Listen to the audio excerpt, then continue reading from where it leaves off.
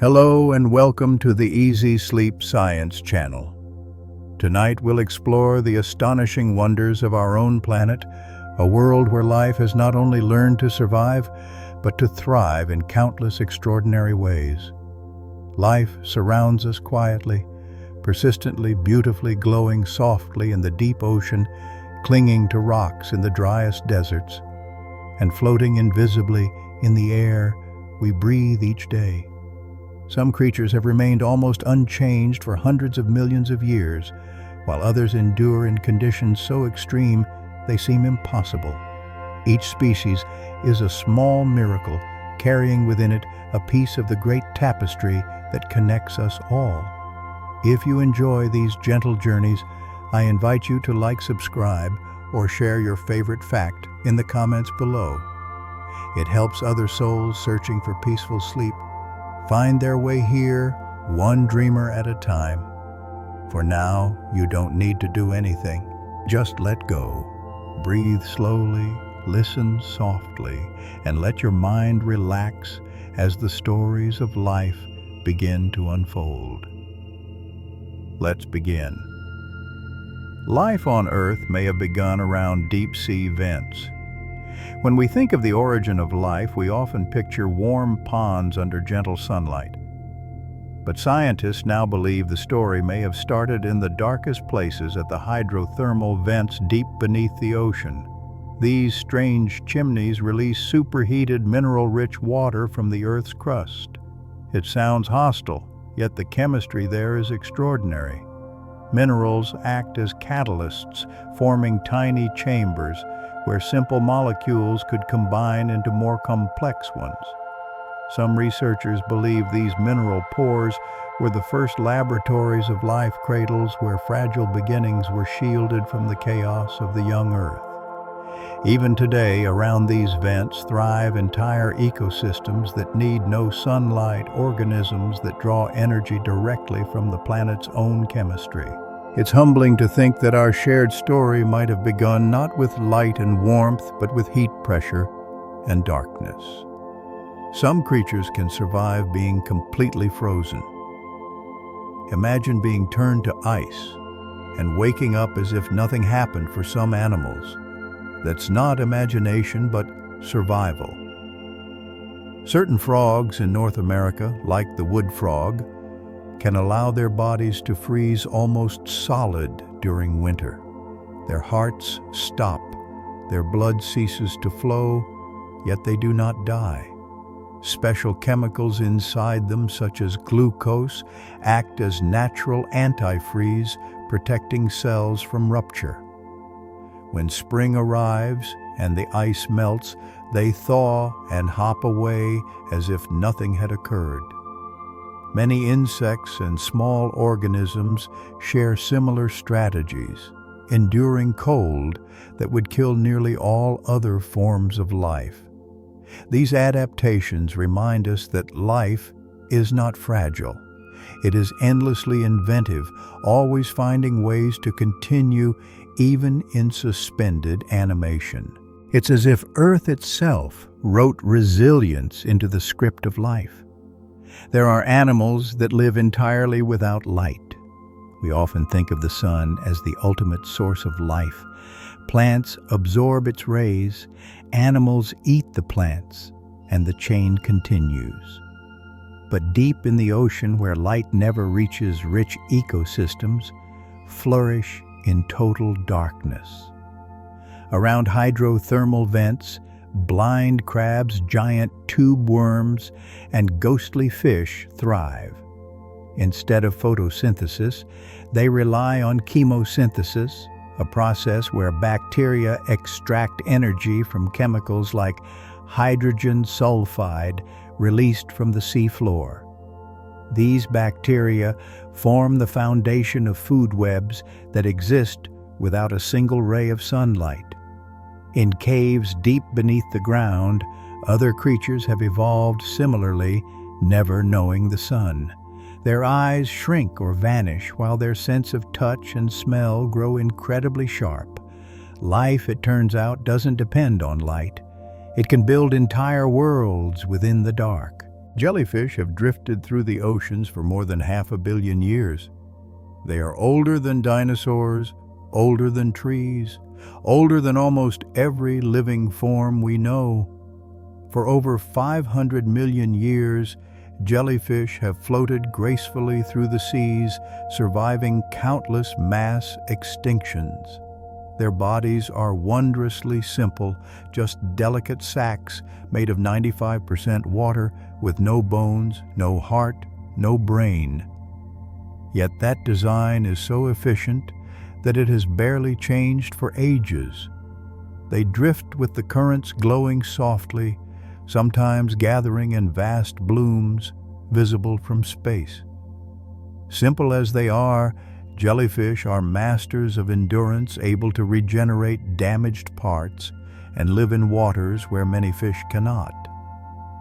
To watch one pulse gently through the sea is to gaze into deep time, witnessing an ancient design that has persisted for 500 million years. Some microorganisms survive by eating rock. They need no plants or sunlight, they feed on minerals themselves. These life forms, called lithotrophs, extract electrons from iron, sulfur, or even uranium to power their existence. Deep beneath Earth's crust, where no light or organic food exists, entire microbial communities live on this strange diet. Scientists believe they offer a glimpse of what life might look like on other worlds, simple, enduring, and sustained by stone. Remarkably, these microbes can also alter the chemistry around them, slowly transforming the very minerals they touch. Over billions of years, they may have helped shape Earth's environment itself. When thinking about life's resilience, imagine those invisible miners patiently feeding on rock in the dark, surviving where almost nothing else can. The oldest living beings on Earth are more than 10,000 years old. While we measure life in decades, these ancient organisms exist on another scale entirely. Beneath the Arctic seagrass, meadows of Posidonia oceanica have endured for over 10,000 years, quietly spreading under the waves. On land, trembling aspen colonies like Pando in Utah form entire forests of genetically identical trees, all connected by a single root system that has lived for millennia. They have witnessed ice ages come and go, outlasting countless generations of animals and humans. They remind us that endurance in nature is not always found in individuals, but in continuity, the ability to renew across time. Standing among such ancient lifetime itself seems to stretch as if the planet's heartbeat were measured in the breaths of forests and seas. Some trees can clone themselves across millennia. Trees may seem still and solitary, yet within them lies a quiet power, the ability to duplicate themselves. When a branch touches the ground, it takes root, growing into a new trunk. Willows and aspens often spread this way, forming vast forests that are all one being. The most famous of them is Pando, the trembling giant in Utah, a forest of over 40,000 trunks that is in truth a single organism thought to be tens of thousands of years old. Unlike animals, which live and die as individuals, trees can bend time by cloning, sprouting new shoots as old parts fade away. Such forests are both mortal and eternal, ancient, yet forever young. In Oregon's Blue Mountains lives one of the largest organisms on Earth, a colossal fungus called Armillaria ostoyi. On the surface, you might see just a few scattered mushrooms, but beneath lies a vast network of threads stretching across nearly 10 square kilometers. This hidden organism has lived for thousands of years and weighs hundreds of tons. Its reach is greater than that of any creature above ground. These fungal filaments weave through roots, silently digesting wood, recycling the forest from within. When you walk through the woods, it may seem you're surrounded by countless trees and mushrooms, but in truth, you're standing on the living skin of one giant silent being. A living mass both eerie and awe-inspiring. A reminder that Earth harbors quiet giants breathing beneath our feet. Inside your own body lies a similar secret. You have more microbial cells than human ones. If you think of yourself as a single being, science offers a humbler truth: you are an ecosystem. For every human cell, there is at least one microbe, often more. Bacteria, viruses, fungi, and archaea live on your skin, in your mouth, in your gut, and deep within your tissues. Together they form the microbiome, a living community that influences digestion, emotion, immunity, and energy. Many are essential. Without them, we could not survive. Others simply coexist peacefully, neither helping nor harming. Altogether, they create a living city within you, changing with your diet, your environment, and your experiences each day. To realize that most of your body isn't even you is to see that life has never been alone. Even within us, life is a network, a dance of symbiosis among countless living forms sharing one body. And among Earth's tiniest inhabitants, one stands as the ultimate survivor, the tardigrade or water bear. Barely a millimeter long, shaped like a wrinkled pillow, with 8 stubby legs, its toughness is legendary.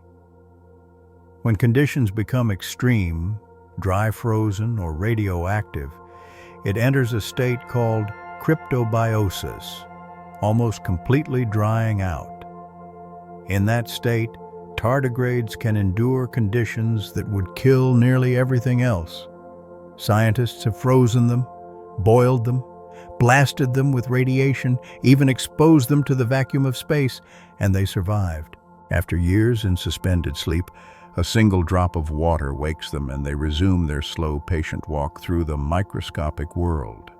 The secret lies in special proteins and sugars that protect DNA and cell membranes from damage. They are living proof that life can persist in places that seem impossible. If creatures like tardigrades can endure here, then somewhere out in the distant universe there may be equally hardy forms of life, tiny beings that persist amid extraordinary harshness. Some fish can change sex over the course of their lives. Beneath the ocean, sex isn't always fixed. Many species can switch sexes to adapt to their environment and keep the group in balance. In clownfish, the largest individual becomes female, while the others remain male. If the female is lost, the largest male transforms to take her place. In species like wrasses or groupers, the process can go the other way, from male to female or female to male, depending on the needs of the population. These changes aren't just behavioral. They involve a complete restructuring of the reproductive system, hormones, and behavior. Nature reminds us that what seems fixed can be remarkably flexible. On the seafloor, survival means adapting. And these fish show us that life can rewrite its own rules to go on. There is another creature, gentle and almost mythical, the Mexican walking fish, the axolotl. With gossamer thin gills, a perpetual smile, and a childlike look, it stands apart at first glance. But the true wonder lies in its near-perfect regeneration. Unlike humans, axolotls don't scar.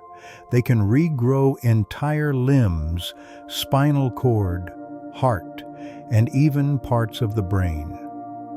When injured, their special cells turn back time to a flexible stem-like state, then precisely rebuild what was lost.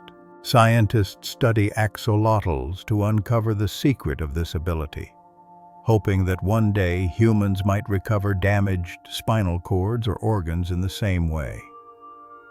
For axolotls, regeneration isn't a miracle. It's the natural rhythm of life, a dance of renewal that keeps them forever young and resilient in their still native waters. Some frogs can hold their breath for months during the cold of winter. When ice blankets the ground, they stop breathing entirely, burrow beneath mud or leaf litter, and enter a state suspended between wakefulness and sleep. Marsh frogs, for instance, can lie underwater for months, absorbing scant oxygen through their skin. Some species slow their metabolism so much they barely need oxygen at all, pausing their bodies until spring returns. It's a delicate balance that lets them endure conditions that would suffocate most other creatures. Then, when warmth returns, they awaken and croak again as if nothing happened. This quiet ability to wait out a harsh season is a gentle reminder that in nature life sometimes persists through stillness, not action, through patience, until the world becomes kind again. Among Earth's most extraordinary animals is the snapping shrimp, tiny, yet armed with a claw like a science fiction weapon. When it snaps its claw, it fires a jet of water so fast it creates a low-pressure bubble. As that bubble collapses, it generates a shock wave strong enough to stun or kill nearby prey. For a fleeting instant, the bubble's temperature exceeds that of the sun's surface, accompanied by a flash of light, visible only with specialized instruments. All of this from a creature just a few centimeters long. Entire colonies of snapping shrimp can fill the sea with a crackling sound like a campfire as thousands of claws snap in unison. It's hard to believe such a tiny animal can tap such immense power, proof that within even the smallest bodies nature hides forces to rival the stars. Some birds navigate by Earth's magnetic field. How do they find their way across oceans and continents, traveling thousands of kilometers without getting lost? Scientists have discovered that many birds can sense Earth's magnetic field and use it as a biological compass. This ability, called magnetoreception, may rely on tiny magnetic particles in their tissues or special light-sensitive proteins in their eyes. Some species may even see the field as faint patterns overlaying the world around them. This hidden sense guides them across open skies without landmarks or borders. It helps Arctic terns fly from pole to pole and pigeons find their lofts from faraway places. To us, Earth's magnetism is invisible and unfelt. To birds, it's a silent map etched into the air, pointing the way around the globe without a wrong turn. There are other slender travelers, monarch butterflies. Each fall, millions of paper-thin wings begin one of the animal kingdom's most remarkable migrations. They fly from Canada and the United States to the mountain forests of central Mexico, a journey of thousands of kilometers. A single individual never completes the round trip. One generation departs, the next continues, and the great-grandchildren of the first return north in spring. Led by instincts we barely understand, they find the very forests, even the very trees, year after year. To watch a forest ablaze with millions of fluttering monarchs is to witness a living poem, travelers of the wind following an invisible map written into their very core. Beneath the waves lies an equally uncanny creature, the octopus, with 3 hearts and blue blood. Unlike us with 1 heart, an octopus has 2 hearts that pump blood through the gills, and 1 main heart that sends it through the body. Their blood is copper-based rather than iron-based, giving it a cool blue color and adaptation for cold, low-oxygen depths. But the octopus's wonders don't end there. They can squeeze through impossibly narrow gaps, change skin color and texture in a blink, and solve puzzles with astonishing intelligence. Meeting an octopus feels like meeting an alien mind.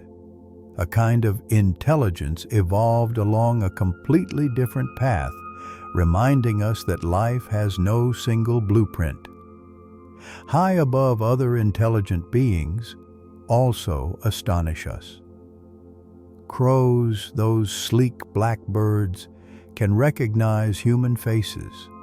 They remember, identify, and respond differently to people who have treated them well or poorly.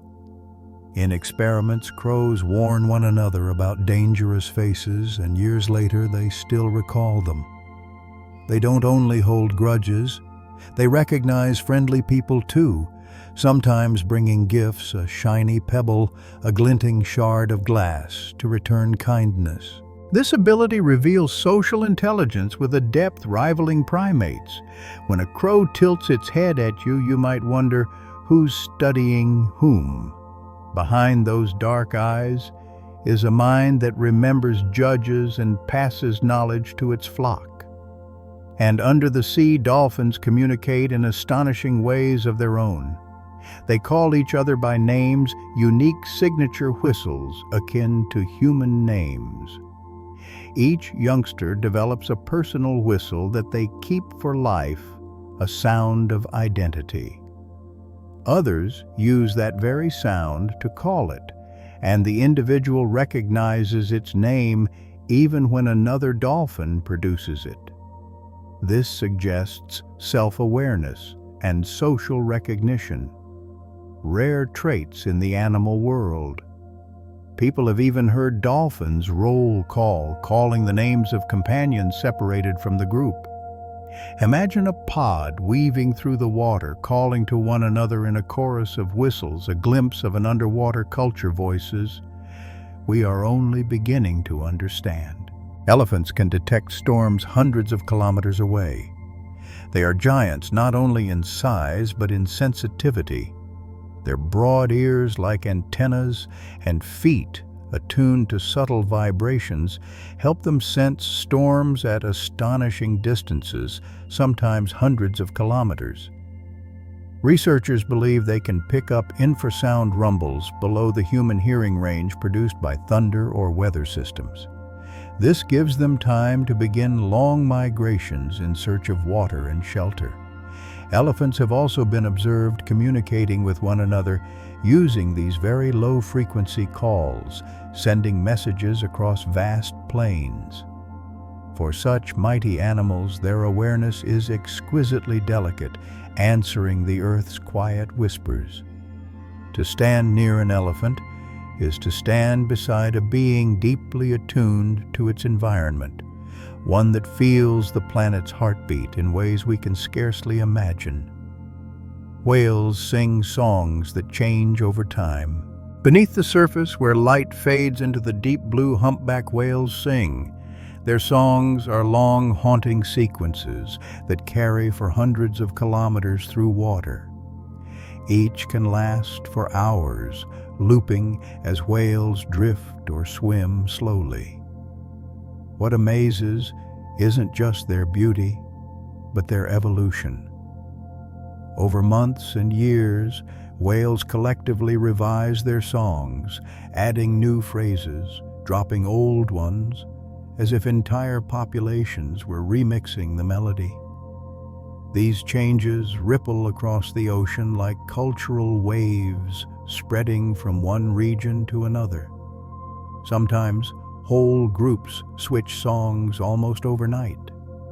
Why they do this remains a mystery, courtship communication, or simply art for art's sake. Whatever the reason, their voices turn the sea into a living symphony, ever-changing, ever alive. Some bats use polarized light to navigate. When the sun slips below the horizon, dusk paints hidden patterns across the sky. Scattered light in the atmosphere creates bands of polarization invisible to us, but legible to other eyes. Certain bats, the night's navigators, can sense this faint signal, using it to orient on long journeys, treating the sky like a quiet compass etched in shifting light. Combined with echolocation, this hidden map lets bats not only weave through forests, but migrate great distances, finding their way with remarkable precision. Imagine twilight not just as fading color, but as a softly glowing grid of guidance, pointing the path home. For bats, the world holds extra dimensions of information we cannot perceive. Their flight reminds us that Earth is filled with secret signals, and that nature's navigation can be astonishingly sophisticated. Slime molds can solve mazes without a brain. Slime molds are not animals nor fungi or plants, they're their own kind of organism. They exist as giant single cells that creep slowly along surfaces, extending delicate threads in search of food. No neurons, no brain, and yet they display a kind of intelligence that challenges our definition of thinking. In experiments, scientists place slime molds in mazes with food at 2 exits. Over time, the organism spreads into the corridors, withdraws from dead ends, strengthens the shortest route, and eventually draws the most efficient path, as if it were solving a puzzle. They even anticipate repeating events, behaving as if they remember what happened. For a creature without a nervous system, that's astonishing.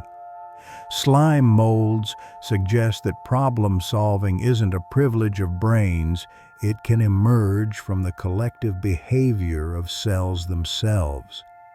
They embody a lesson worth learning. Intelligence isn't a form, it's a function of life. Some ant species farm fungi underground. Long before humans cultivated crops, ants were farmers. Leafcutter ants march in file, slicing green bits from plants and carrying them down into their subterranean nests. But they don't eat the leaves directly. They chop them up and feed them to fungi that grow in humid chambers. The fungus becomes the colony's primary food source. Over millions of years, ants and fungi have evolved to depend on each other. The fungus can't live without the ants, and the ants can't live without the fungus. Even more astonishing, ants raise symbiotic bacteria on their bodies to secrete antibiotics that protect their crops from disease. What humans have done for roughly 10,000 years, ants have been doing for tens of millions. Right beneath our feet lies an ancient agriculture we rarely notice. Leafcutter ant colonies can be as large as cities. A single colony can number in the millions, spreading through networks of underground chambers that extend for dozens of meters. It's not just a nest. It's a pulsing city with ant highways back and forth carrying green flags of leaves. The underground structure is divided into specialized rooms, nurseries for larvae, a vault for the queen, and vast fungal farms. The queen alone can live for 2 decades, laying eggs that sustain the entire society. Information flows via pheromones, scent trails like public announcements, coordinating labor with impressive precision. When scientists map these colonies, they resemble human cities with divisions of labor, waste management, and resource distribution. But here the architects are blind workers, guided only by instinct. It's humbling to think that underground creatures smaller than a fingernail build societies as organized and vast as our own. Termites build skyscrapers with natural air conditioning. Across the hot savannas of Africa and Australia, termite mounds rise like earthen cathedrals, some more than 6 meters tall. Inside, millions of termites tend the colony and cultivate fungi for food. Most remarkable is how these mounds maintain a remarkably stable microclimate despite searing days and cold nights. The interior stays nearly constant. The structure works like a lung with chimneys, vents, and porous walls circulating air and balancing temperature. Termites constantly tune the building, repairing widening or narrowing passages as conditions change. Their engineering has inspired architects to design sustainable cooling for human buildings. Imagine standing beside such a structure, a breathing earthen skyscraper built grain by grain, housing a society that relies on natural architecture, more sophisticated than much of what we make. Today, bioluminescent life lights up the deep ocean. The deep sea, a pitch-black world beyond the sun's reach, is alive with its own light. Here, countless organisms produce bioluminescence glowing in shades of blue-green and sometimes red. Tiny plankton glitter like drifting stars, and fish cut the water with shimmering lures to attract prey. Jellyfish pulse neon-like patterns. Some species turn themselves into living fireworks to distract predators. In these depths, light is a tool for hunting, hiding, mating, and signaling. Some glow continuously, others flash in sudden bursts like explosions in the night. Throughout history, sailors have been awed and uneasy at glowing seas. But for the residents here, light is language, survival, and sometimes art. The darkest parts of the ocean are, in fact, the most radiant, where the absence of the sun has given rise to a different kind of light. Fireflies synchronize their flashes across entire forests. On humid nights in Southeast Asia or the Great Smoky Mountains, fireflies turn darkness into a living light show. At first, the points of light seem random. Then, almost miraculously, the whole population begins to blink in unison. Thousands of tiny lanterns pulse to the forest's heartbeat. This synchronization happens naturally. Each insect adjusts to its neighbors until the pattern spreads across the canopy. Scientists think this coordination helps them find mates more efficiently. But to us, it feels like magic. Imagine walking through a forest where the air waves with golden light rising and falling as if nature itself were breathing. In that moment, rice grain-sized insects create fireworks to rival our grand festivals, and they don't do it once a year, but night after night, a dance beyond time. Some squid can become invisible. Squid are masters of disguise. Their skin brims with specialized cells that can change color, reflect, and even scatter light like glass. With chromatophores, pigment cells, iridophores, reflective cells, and leucophores, scattering cells working together, squid switch patterns in a blink. Stripes, ripples, or backgrounds that blend perfectly with sand or open water. Some species go further, becoming nearly invisible. By scattering light just right, they dissolve into the glittering water, erasing the outline of their bodies. Others become almost transparent, with only faint organs visible as the rest disappears into the sea. In the open ocean, where hiding places are scarce in visibility, is an unmatched shield and a hunting weapon, letting squid slip up on prey like ghosts. This cloaking a science fiction dream is alive and honed in these remarkable intelligent mollusks. Some sharks glow in the dark. Sharks are ancient master predators, but a few species are also the ocean's lamp bearers.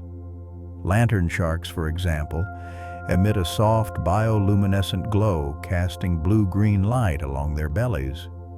That glow is camouflage. It blends with the faint light from above, making them invisible to enemies below. Other species use light to communicate, signaling mates or rivals in the dark. Their light comes from photophores scattered across the body like living constellations. In the ocean's twilight zone, these sharks drift like swimming stars. Picture a softly glowing predator in the abyss, and the sea becomes both eerie and enchanting.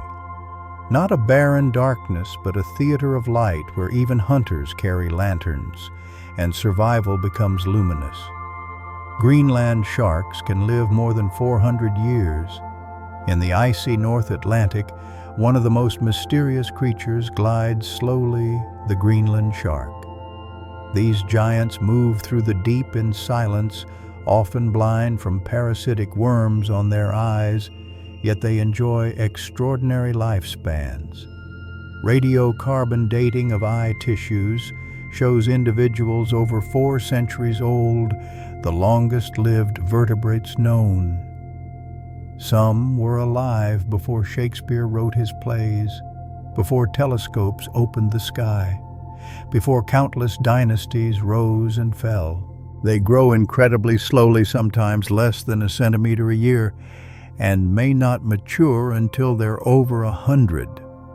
A slow pace of life and frigid waters seem to shield them from time's wear. To imagine a creature swimming through dark water for centuries is to realize how differently time flows for our fellow inhabitants of this planet. Some fish can live without oxygen for weeks. For most life, a lack of oxygen means swift death. But in certain ponds where winter ice seals the surface and oxygen plummets to near zero, a few fish pull off an unbelievable feat. Goldfish and their wild relatives crucian carp can survive for weeks without oxygen by switching to an unusual metabolic mode.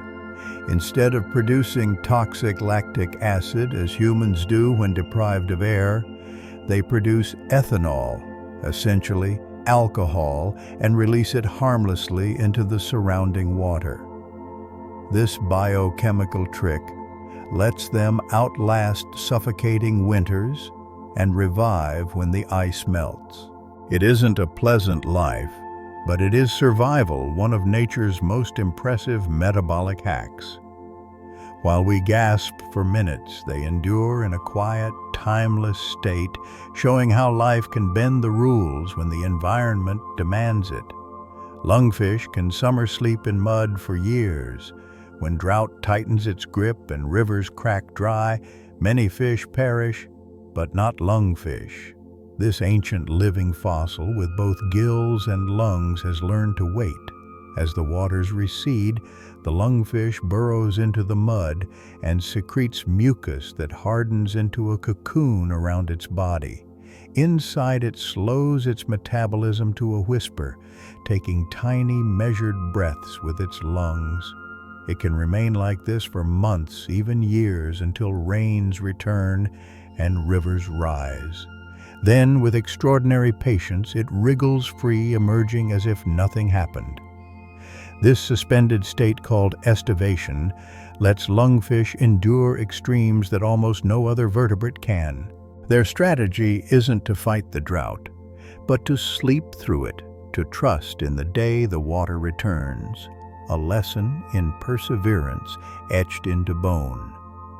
Some eels swim thousands of kilometers to reproduce.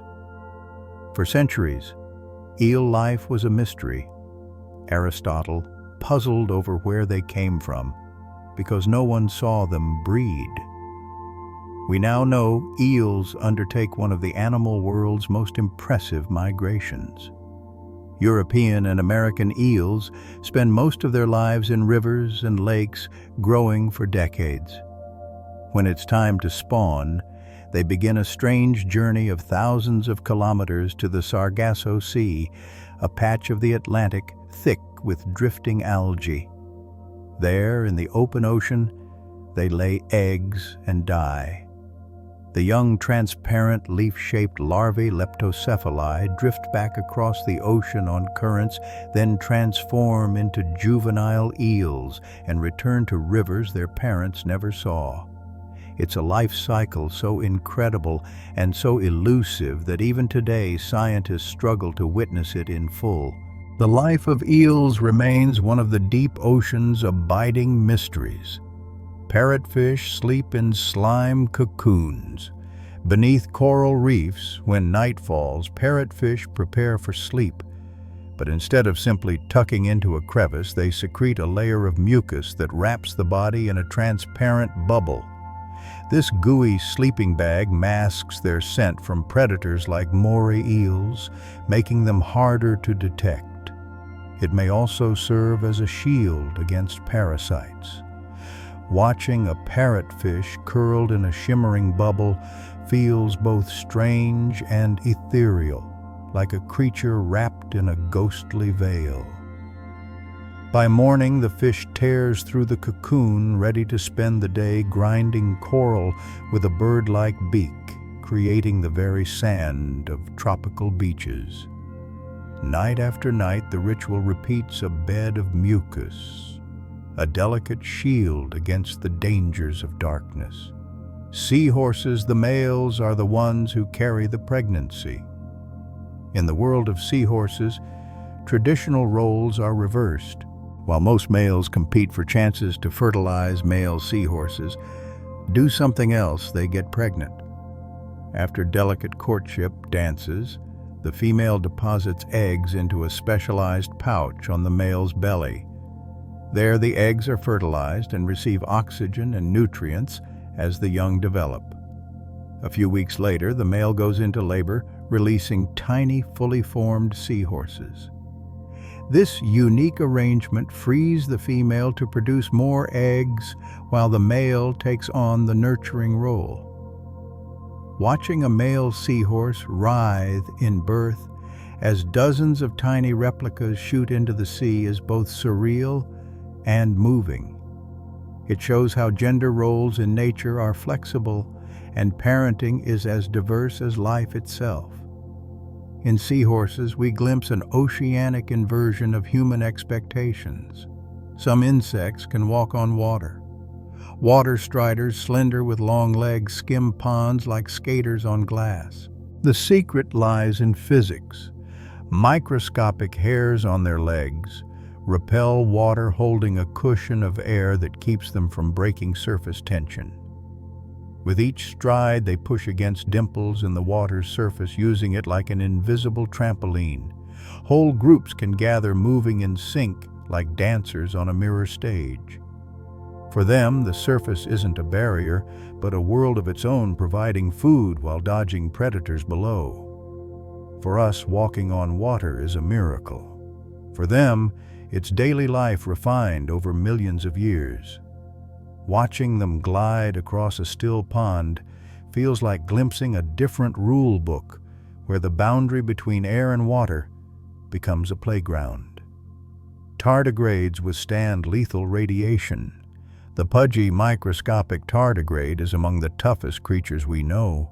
Beyond surviving the vacuum of space, they tolerate radiation doses thousands of times the lethal level for humans. They manage this by producing unique proteins that shield DNA from damage and by entering a near-death state called cryptobiosis. In this state, the body desiccates, metabolism nearly halts, and cells are reinforced against harm. Years later, a single drop of water can revive them. Scientists study them closely, hoping to apply this resilience to medicine, radiation protection, or even long space flights. Tardigrades, invisible to the naked eye, remind us that power isn't in size, but in endurance, the ability to survive the seemingly impossible and wake again. Some algae can live inside rock. In a few of Earth's harshest deserts, where sun scorches and wind desiccates to the point that the surface is uninhabitable, life hides. Certain algae bore into the porous interiors of rocks, sheltering beneath translucent mineral layers that buffer the extremes. These endolithic organisms live on the faint light that seeps through stone and the scant moisture wicking through microscopic cracks. It's a precarious existence, but it lets them persist where almost nothing else can. They've been found in Antarctica's dry valleys and the Atacama desert environments so extreme they're used as Mars analogs. These hidden algae whisper that life doesn't need abundance, only a chance.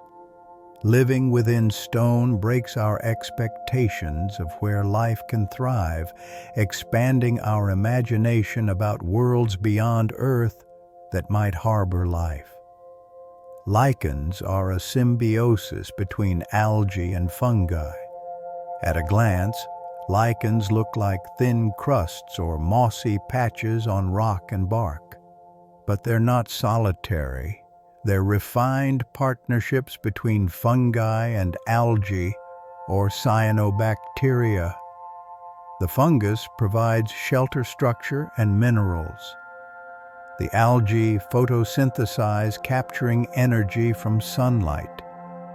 Together, they form a cooperative organism greater than the sum of its parts. Lichens colonize bare rock ice and even rooftops, slowly weathering surfaces and paving the way for other life. They endure everything from frozen tundra to scorching desert, outlasting conditions that kill most plants. Some lichens are thought to live for thousands of years. Their quiet resilience teaches the power of cooperation, two very different life forms, merging into one, proof that survival sometimes depends not on competition, but on partnership. A lesson as old as Earth itself. Some bacteria breathe metals instead of oxygen. For most life on Earth, oxygen is the final electron acceptor in respiration, the molecule that keeps energy flowing.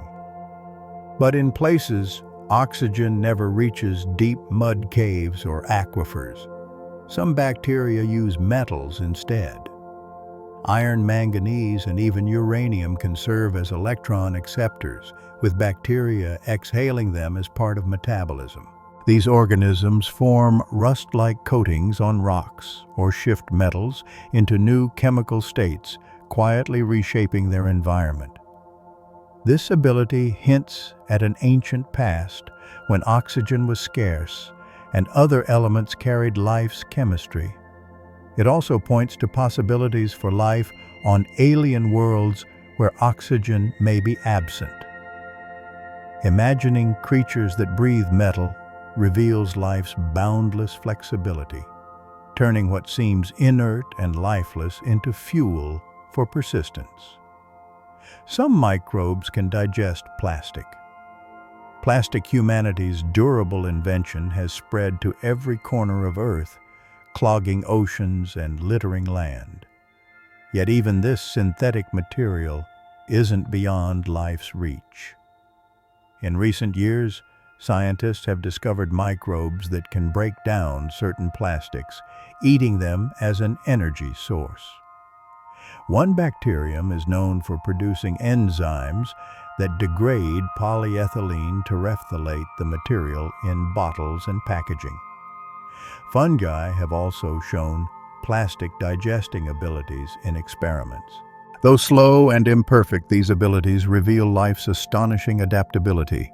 In just decades, organisms are evolving to exploit a substance that never existed in nature before.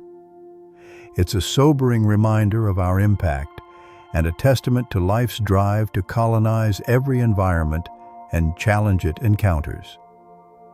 Trees communicate through underground fungal networks.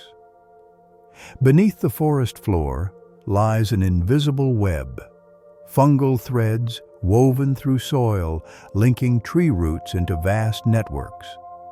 Through these hidden connections, trees share nutrients, sending sugars, nitrogen, and phosphorus to one another. They also transmit chemical signals, warning of insect attacks or drought.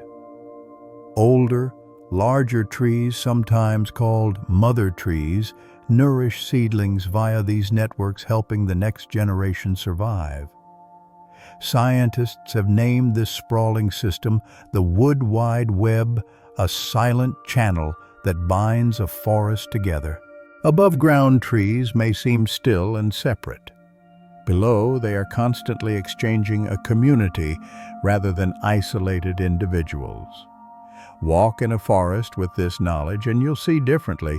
Each trunk, a tower linked by hidden filaments, a conversation of roots and fungi that's been going on for millions of years. Plants can send chemical warning signals to their neighbors, though rooted-in-place plants are anything but passive. When insects begin chewing leaves, some species release volatile compounds into the air. These invisible messages drift to nearby kin, priming them to defend, producing bitter chemicals, toughening tissues, or even attracting the insect's predators. In this way, neighbors warn one another of impending threats. Some plants change so much that their leaves become too bitter, pushing herbivores toward less defended meals. To human senses, these alarms are as faint as a passing scent. In the quiet battleground of fields and forests, they are sirens riding the wind. Plants, it turns out, are not silent witnesses to fate. They are active agents of survival, speaking in a language of aromas and chemistry. Venus flytraps can count a prey's movements. The Venus flytrap is an iconic plant predator, a leaf that snaps shut on unwary insects. But it doesn't waste energy on false alarms. Inside each trap are tiny trigger hairs. One touch is ignored. If a second touch occurs within about 20 seconds, the trap snaps shut, imprisoning the prey. Essentially, the plant is counting. Once closed, further movements stimulate the plant to secrete digestive enzymes, breaking the insect down into nutrients. This counting mechanism ensures the plant invests energy only when it has a real meal, sophisticated behavior for something without nerves or a brain. Watching a Venus flytrap at work is seeing green intelligence, a patient hunter poised for the right moment with quiet precision, turning stillness into strategy in the most unexpected way. Some plants hold memories of past experiences. We often reserve memory for animals, but some plants seem to remember too. In experiments, the sensitive plant Mimosa pudica, which folds its leaves when touched, was repeatedly dropped in a harmless way. At first, the leaves closed defensively. Over time, the plant stopped reacting as if it understood the stimulus wasn't dangerous. Weeks later, it still remembered, ignoring the harmless drop, yet responding to new threats. This form of memory isn't neural, but biochemical changes within cells altering how they respond to stimuli.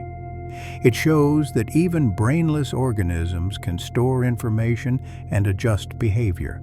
Plants may stand still, but they aren't mindless in their own way. They record experience and learn from the world that shapes them. Bamboo can grow nearly a meter in a single day. As one of the fastest growing plants, bamboo's pace feels almost mythical. Under ideal conditions, some species can stretch nearly a meter in just one day, fast enough that careful observers swear they can see it rise.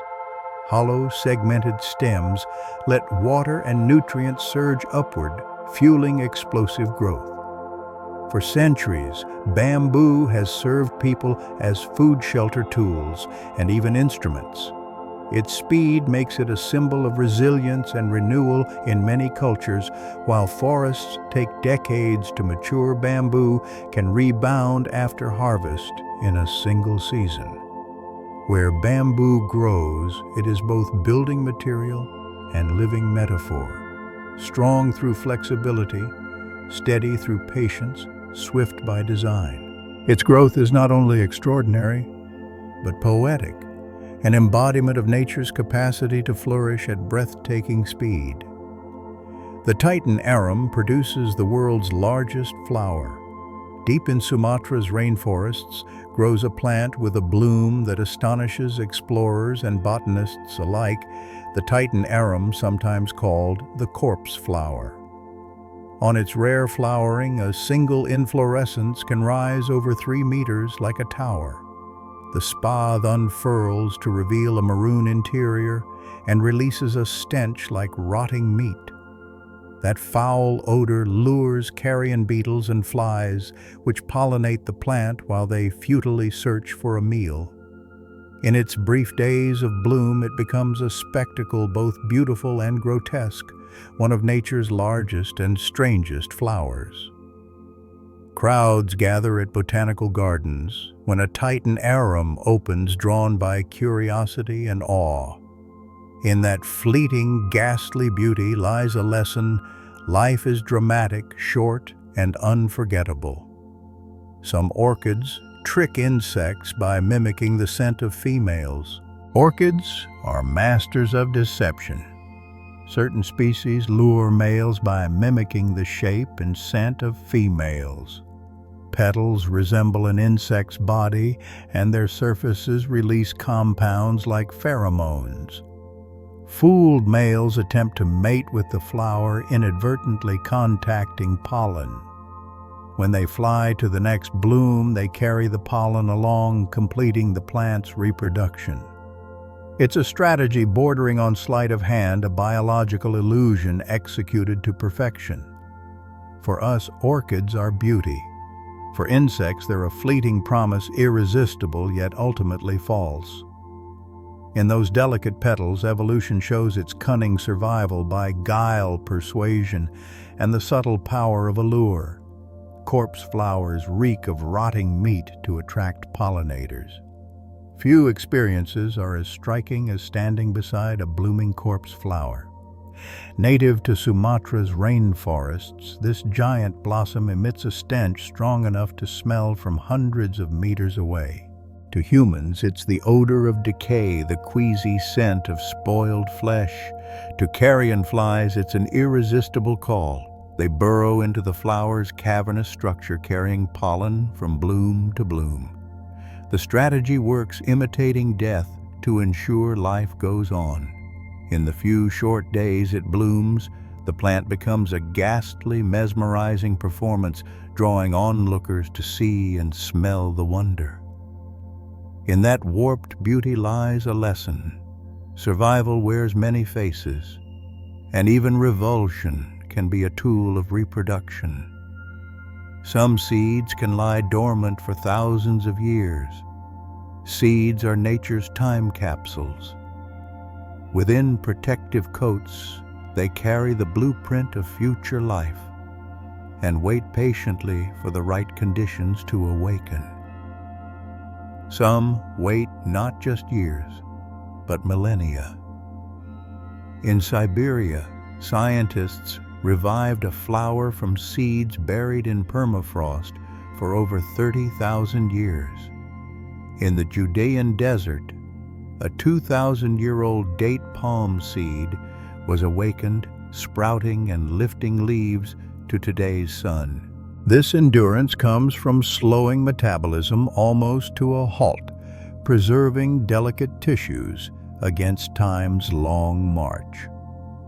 A seed may seem inert in soil or tucked in ancient ruins, but inside lies a spark of potential waiting out the centuries.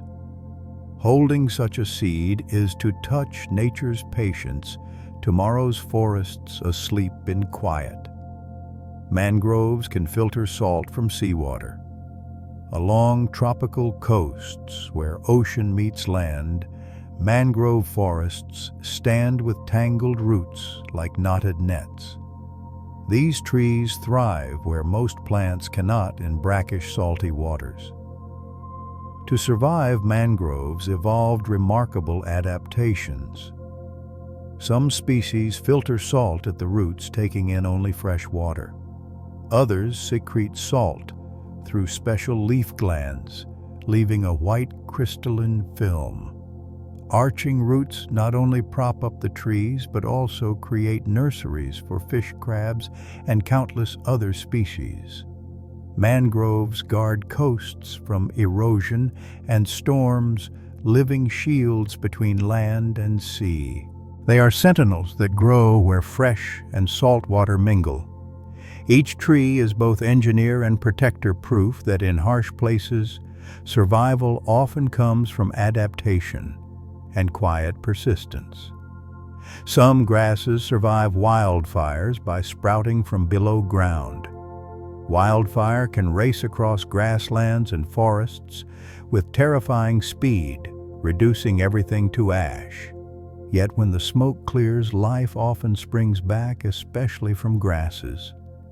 Unlike many plants that die when flames scorch their leaves, some grasses stash life underground in hardy organs called rhizomes or bulbs. Even as fire sears the surface, these hidden parts stay safe, waiting to push up fresh green shoots.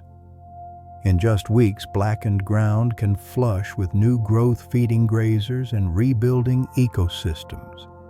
In fact, many grasslands need periodic fire to renew themselves, clearing dry litter and enriching soils with ash. What looks like destruction is part of a cycle of rebirth. Watching a prairie return after fire is seeing resilience made visible, proof that ruin and renewal are often two sides of nature's rhythm. Coral reefs are built by tiny animals, yet support entire ecosystems. When we picture reefs, we see underwater cities blazing with fish and turtles. But reefs are erected by some of the ocean's smallest builders, coral polyps, relatives of jellyfish. Each polyp secretes calcium carbonate, slowly forming a hard skeleton that stacks into reefs over thousands of years. Fragile on their own, together they create structures visible from space. Reefs shelter a quarter of marine life. They provide food, housing, and spawning grounds. They also protect coasts from waves and storms like living seawalls. Without coral, tropical seas would be impoverished. That quiet labor builds kingdoms of beauty and diversity, fragile yet vital. To swim a reef is to move through a cathedral, not of stone, but of life, raised by countless tiny beings working together for centuries. Clownfish live symbiotically with stinging sea anemones. Among the reef's radiant homes, clownfish take shelter within anemone tentacles, a death zone for most other creatures. Anemones wield stinging cells that paralyze fish on contact. Clownfish, however, are protected by a special mucus coating. In return, clownfish chase off predators, tidy debris, and stir the water to help the anemone breathe. The bond is so tight, they rarely stray far from that living fortress. Watching them dart through swaying tentacles, bright orange flashing against white or purple arms, it's easy to see why they captivate us, a mutual trust between species that makes survival possible. Cleaner fish run stations where other fish line up. On the reef, a few species take on a surprising role, barbers and doctors to their neighbors. Wrasses set up cleaning stations where large fish, even predators, gather in peace. Instead of hunting big fish, wait their turn while tiny technicians glide over their bodies, nibbling away parasites, dead skin, and debris. Sometimes the clients even open wide so the cleaners can swim inside and tidy the gills. It's a win-win. Cleaners get a steady meal and customers shed parasite burdens. A cleaning station looks like a marketplace or spa. Species that could be enemies instead cooperate. Even in nature's competitive world, collaboration thrives, calm pockets where survival rests on partnership and trust, not conflict. Some sharks never stop swimming. For many species, swimming isn't just getting around, it's life or death. If they stop, they suffocate. Unlike fish that can pump water over their gills at rest, certain sharks depend on constant forward motion to force oxygen-rich water across their gills. These obligate ram ventilators like great whites and makos are always on the move day and night. When they sleep, parts of the brain power down while the body keeps swimming a half-dreaming drift of perpetual motion. That endless journey lends them an air of mystery, always going, never truly still. Watching such predators slip endlessly through water, you feel they're alien rhythm creatures born not to rest but to roam. For them, the ocean is both bed and road, a place where life persists only by never stopping. Sea turtles use moonlight and stars to find the ocean. On warm sand, hatchlings break from the nest and begin a desperate crawl seaward.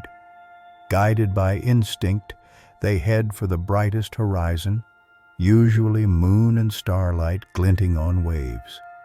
That ancient guidance has served them for millions of years, carrying the tiny wanderers to the open sea. As adults, turtles navigate far wider routes, crossing entire oceans to return to the very beach where they were born. How they achieve such accuracy remains partly mysterious, though Earth's magnetic field and celestial cues both play a role. Imagine a creature steering by starlight, a navigation older than maps or compasses, a reliance on the sky. Their journeys remind us that even the faintest light can lead through immense darkness. Penguins safely drink seawater. In the icy realms they inhabit, fresh water is scarce. Yet penguins thrive, diving for hours. The secret is a special set of glands above the eyes that filter salt from the bloodstream. After drinking seawater or swallowing salty fish, these glands excrete concentrated brine, which drips from the beak or is sneezed out in a fine mist.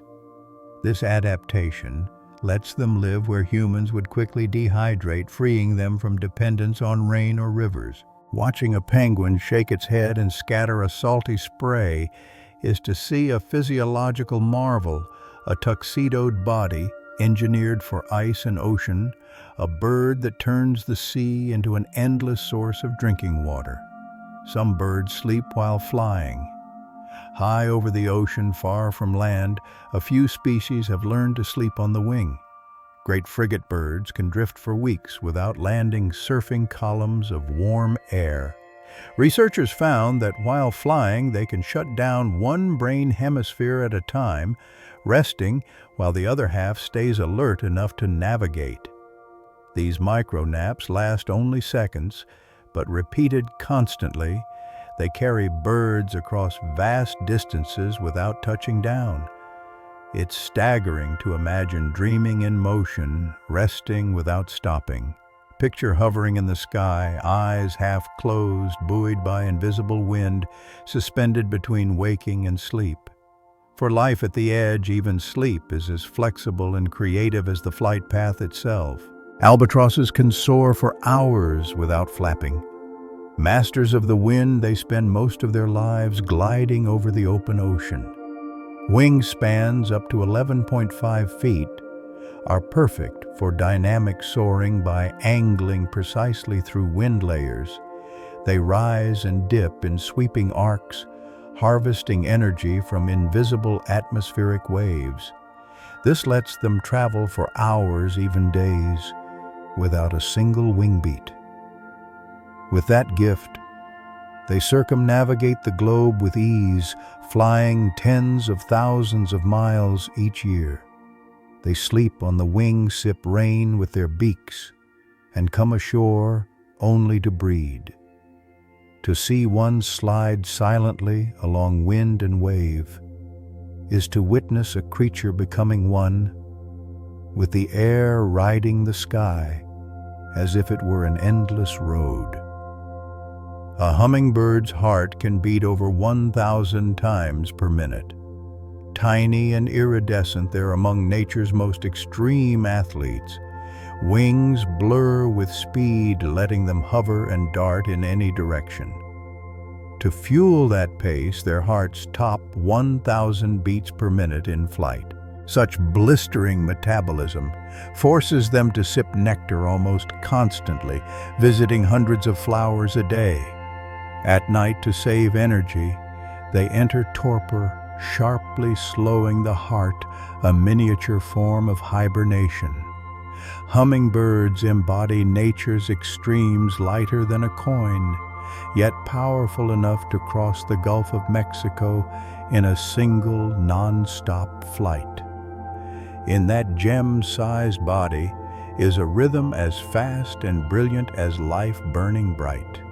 Some birds dance to court their mates. Courtship varies wildly in the animal world, but in a few birds it becomes art. Birds of paradise, for example, stage elaborate acrobatic routines. Males clear a stage beneath the canopy, then dance, sway, and flare their feathers into dazzling shapes of color and light. Some species even transform, unfurling wings and tails into symmetrical patterns, turning themselves into living kaleidoscopes. Females watch closely, choosing partners by the precision and creativity of the show. Elsewhere, grebes perform mirror-perfect duets, sprinting side by side across the water. These rituals aren't mere instinct. They're performances honed by evolution. Each movement a declaration of vitality and grace. Courtship becomes theater survival told through beauty, rhythm, and poise. Lyrebirds can mimic chainsaws and car alarms. Deep in Australia's forests lives the lyrebird, a mimic without equal. Its tail fans like a lyre, a visual wonder. But the real gift is its voice.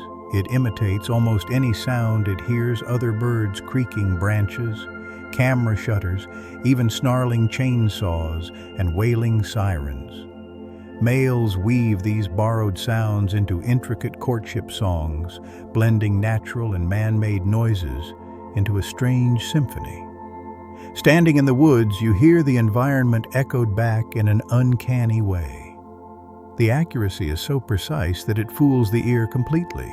In the lyrebird, nature has made not just a singer, but a virtuoso of imitation, retelling the modern world with the ancient voice of the wild. Arctic terns migrate from pole to pole each year. The unrivaled travelers of the avian world, they fly from Arctic breeding grounds to Antarctica and back, a journey over 43,000 miles. Thus they enjoy 2 summers a year, chasing the long daylight around the globe. Over a lifetime, one bird may fly the equivalent of 3 round-trip trips to the moon. Though slight, they outfly storms, oceans, and endless cloud decks, guided by instincts science is only beginning to grasp. They are defined by motion, an endless cycle of light and distance. Picture a tiny bird sketching immense arcs around Earth, and migration becomes more than survival, a cosmic dance, a life written onto the planet's map. Some spiders use silk as a parachute to take to the sky.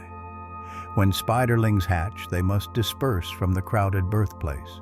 The solution is elegant. They climb to a high point, tip their abdomens, and release silk to catch the wind. With this ballooning behavior, they drift like living parachutes, crossing fields, forests, and even oceans. Spiders have been found thousands of meters high, quietly floating among clouds. Some land on ships far offshore, having ridden invisible currents across the sea. Watching a spider rise on a gossamer thread is witnessing the improbable beauty of flight without wings, a reminder that the sky isn't empty, but full of tiny travelers sailing softly into the unknown. Orb weavers spin latticed webs with silk stronger than steel by weight. Among the animal kingdom's most elegant engineers, orb-weaving spiders craft symmetrical nets that glisten with dew. Their silk is a wonder material lighter than cotton, yet stronger than steel by weight elastic, and able to absorb impacts that would snap other fibers. To build a web, spiders deploy multiple specialized silks, rigid spokes for strength, sticky spirals for capture, and soft threads for wrapping and protection. Delicate as it seems, the web can trap prey many times the spider's size. Humans have long tried to replicate spider silk for medicine engineering and textiles, but its complexity remains daunting. Spiders with slender legs and patience do nightly what our cutting-edge tech still struggles to achieve. Trapdoor spiders build hinged homes underground. In the quiet soil beneath grass and leaves, trapdoor spiders construct hidden dwellings. They dig silk-lined burrows, then craft camouflaged doors from earth and plant matter, fastening them with silk hinges to open and close silently. Inside, they wait motionless, feeling for vibrations at the threshold. When prey wanders near the door, springs the spider strikes and retreats, the lid sealing behind, erasing the scene. These clever fortresses shield spiders from predators and weather while serving as perfect ambush posts. Unlike airy orb webs, the trapdoor spider's work is a citadel of patience architecture built for secrecy. We often pass right by, unaware of the drama beneath our feet, a world of hinges, shadows, and lightning raids. Some wasps turn other insects into zombies. Among nature's most chilling strategies are parasitic wasps that commandeer other creatures as unwilling hosts. Some lay eggs in caterpillars or cockroaches. When the larvae hatch, they feed inside the living body while secreting chemicals that alter the host's behavior. One species reduces a cockroach to a compliant puppet, leading it to the nest and turning it into a living ladder for the brood. Another makes caterpillars stand guard over the wasp's cocoons, sacrificing themselves. These sci-fi-like behaviors are real stark examples of evolution shaping even a victim's mind. The host is neither fully alive nor dead, but a tool for another's survival. Such strategies reveal nature's dark genius adaptations that are eerie yet brutally effective. Honeybees dance to share directions. In a bustling hive, honeybees communicate without words, they dance. When a scout finds a rich patch of flowers, she returns and performs the waggle dance, a repeated pattern that encodes distance and direction relative to the sun. Others watch closely, decode the moves with striking accuracy, and fly straight to the described blooms. This system lets the colony exploit resources efficiently, coordinating thousands of individuals into a collective intelligence.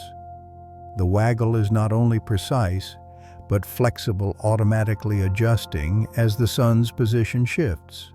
Seeing bees wheel and waggle while sisters listen is to witness a society bound by motion and vibration, a language as old as flowers themselves. In these dances lie both survival and beauty choreography, written by evolution and performed in every hive. Some frogs carry tadpoles on their backs. In the rainforests of Central and South America, a few frog species take on the role of caretaker in an almost tender way. For example, the male strawberry poison dart frog tends to the newly hatched tadpoles. One by one, he gently carries them on his back, climbing from the forest floor, up trunks, and into the canopy. Each tadpole is placed in a tiny pool, a leaf cup, or the water-filled wells of bromeliads. The mother then returns regularly to feed them with unfertilized eggs, a sacrifice that nourishes them to grow. These rituals reveal an unusually high level of parental care in amphibians. Instead of leaving their young to chance, these frogs ensure each new life has a safe start. Watching a frog patiently hop through the forest with a wriggling tadpole on its back is to glimpse a quiet, devoted side of survival instinct. Suriname toads give birth through pores in the skin. One of the strangest birth stories belongs to this toad. After mating, the female's back softens and becomes spongy. The male presses the fertilized eggs into it. Skin then grows over the eggs, sealing them into honeycomb-like chambers, where embryos develop safely beneath their mother's skin. Weeks later, tiny, fully formed toads emerge directly from the mother's back, rising like living pearls from opening pockets of flesh. Though unsettling to witness, this strategy protects the young from predators and harsh conditions, helping more of them survive. It's a vivid reminder that life invents strategies as diverse as imagination itself. In the Suriname toad, motherhood takes a form unlike any other, turning skin into shelter and a back into a nursery. What seems bizarre to us is simply normal life for this species, an extraordinary adaptation etched into their ancient lineage. Glass frogs have transparent bodies. In the cloud forests of Central and South America, tiny, delicate green frogs rest on leaves. Look closely, and you'll see the extraordinary. Their skin and muscles are semi-transparent. In many glass frog species, the entire belly is clear, revealing a beating heart, looping intestines, and even developing eggs. Scientists believe this transparency helps them avoid predators by blending into the dappled light beneath the canopy. When they cling to the underside of a leaf, their bodies almost vanish into the green. Their fragile beauty feels otherworldly, like living windows onto anatomy. To see a glass frog is to confront life's vulnerability, laid bare organs, pulsing in plain view, yet perfectly protected by a gossamer biological veil. Some lizards can squirt blood from their eyes. In North American deserts lives the horned lizard, a spiky reptile with a shocking defense. When threatened by predators like coyotes, it can spray jets of blood from the corners of its eyes, shooting several feet. The blood contains foul-tasting chemicals that drive attackers away. It's not used lightly. The animal must raise sinus pressure so high that the blood bursts out, leaving it briefly dazed. But it works, turning a small, slow reptile into a hard-to-swallow prospect. Combined with camouflage and armored spines, eye blood spraying is one of the animal kingdom's most outlandish survival tricks. It reminds us that nature's strategies aren't always elegant, but they are effective, a desert shock tactic written in red across the sand. Basilisk lizards can run on water. Nicknamed the Jesus lizard, the Central American basilisk performs what looks like a miracle, sprinting across the surface. Using powerful hind legs with fringed scales, it slaps water hard enough to create air pockets. With speed, it prevents sinking and dashes several meters before diving. Young, lighter lizards run farther than adults, but even large ones can skim the surface to escape predators. Watching one shoot across a stream turns skepticism into awe, as if gravity briefly loosened its grip. The basilisk's feat isn't magic, but physics domesticated by evolution, though in the glittering forest light, it feels like a myth made real. Some snakes can glide through the air. High in Southeast Asia's canopy, a few snakes do the impossible: they fly. Paradise tree snakes flatten their bodies and launch from branches, undulating to steer. By reshaping their rib cage, they turn themselves into living airfoils, generating lift as they move. Wingless, they can still travel over 20 meters in a single glide, guiding their landings with precision. To watch a flying snake is to see a walking contradiction. A creature we expect to crawl becomes a ribbon of life flowing through the air. Scientists study these flights to understand aerodynamics, marveling at how the impossible can look so effortless. These snakes remind us the sky isn't only for birds and bats. Even snakes can ride the air above the trees. Komodo dragons deliver venomous bites. The world's largest lizard, over 10 feet long and 150 pounds, seemed formidable for its serrated teeth and bacteria-laden saliva. But research revealed another secret venom. Komodos have glands that deliver toxins into prey. The venom thins blood drops, blood pressure, and prevents clotting, pushing victims into shock. Combined with a sawing bite, it's devastating. Komodos hunt by patient ambush, taking down prey as large as deer or water buffalo. Once bitten, even an animal that escapes often collapses within hours. The dragon then tracks the scent to its kill. Watching these giants pace with slow certainty, you can almost hear echoes of ancient predators. In the Komodo dragon, evolution preserves a relic of a more primordial world. Crocodiles can slow their heartbeats to go long without food. Crocodiles are masters of endurance. With metabolisms far slower than ours, they can go weeks or even months without eating. One secret lies in uncanny cardiac control. A crocodile can lower its heart rate to just a few beats per minute, conserving oxygen and energy while it lies motionless in water or mud. This lets them ambush with infinite patience, striking at the perfect moment. In lean times, it carries them through prolonged hunger, surviving where many predators would starve. Crocodiles are living fossils, bodies forged by more than 200 million years of evolution. Their slow heartbeats echo an ancient tempo, reminding us that survival isn't always about speed or bustle. It's about stillness, efficiency, and the power to wait. In their silence lies a strength that feels almost timeless. Some fish use electricity to communicate.